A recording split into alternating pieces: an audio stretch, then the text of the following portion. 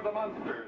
Godzilla has evolved over the past 70 years, but what Godzilla movie will we be talking about another 70 years from now, and which ones will be forgotten? It's alive! A gigantic beast stalks the earth. There's one recent Godzilla movie that truly stands out to me as being one of those timeless films.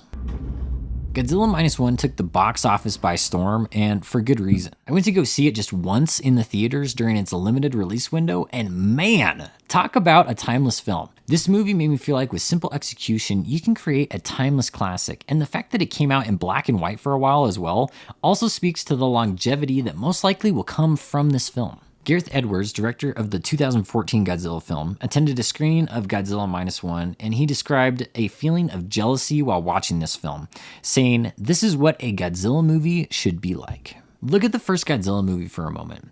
This is as simple as it gets, and the fact we're still talking about it today has to count for something. According to Godzilla Minus One director Yamazaki, his Godzilla would remain close to the themes of the 1954 original film. He said, "I love the original Godzilla, and I felt it should stay true to that spirit, addressing the issues of war and nuclear weapons."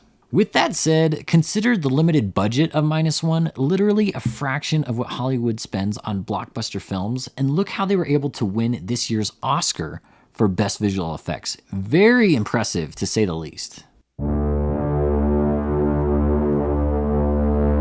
Now, switching focus to the Restless side of Godzilla films, these three films represent a Restless Godzilla in my opinion. Now, Restless can be a good thing, and what I mean by that is that they're constantly trying to keep you entertained with bigger monsters and more action. But do these movies have a long shelf life?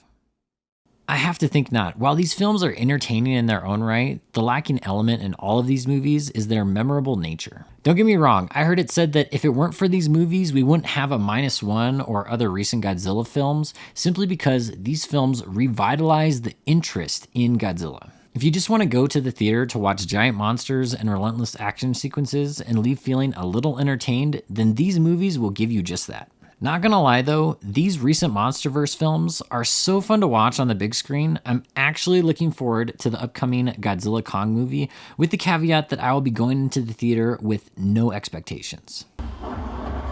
It's refreshing to see though that Yamazaki and other Godzilla film directors appreciate each other's work and are not afraid to say so. Back to Toho Godzilla films. I feel like I couldn't complete this video without talking about one of the most amazing and unexpected Godzilla viewing experiences I have had.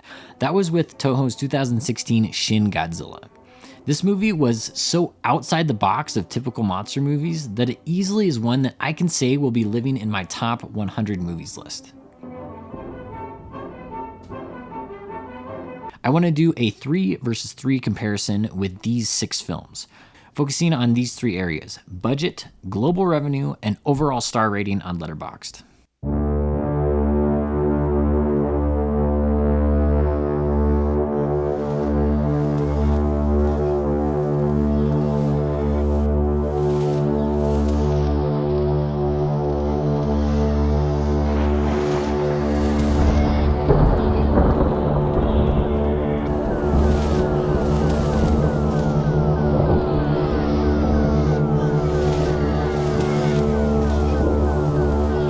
Now, take what you will with this comparison. These are merely observations that I have made on each of these movies. You can view my 1 through 6 comparison on these films in the comments below, and let me know your thoughts on this comparison and your personal ranking of these 6 Godzilla movies. I want to leave you with one question, and that is, which one of these films do you see people talking about 70 years from now? Thanks for watching. Please don't forget to subscribe for more deep dives into the world of cinema, and I will see you guys in the next one.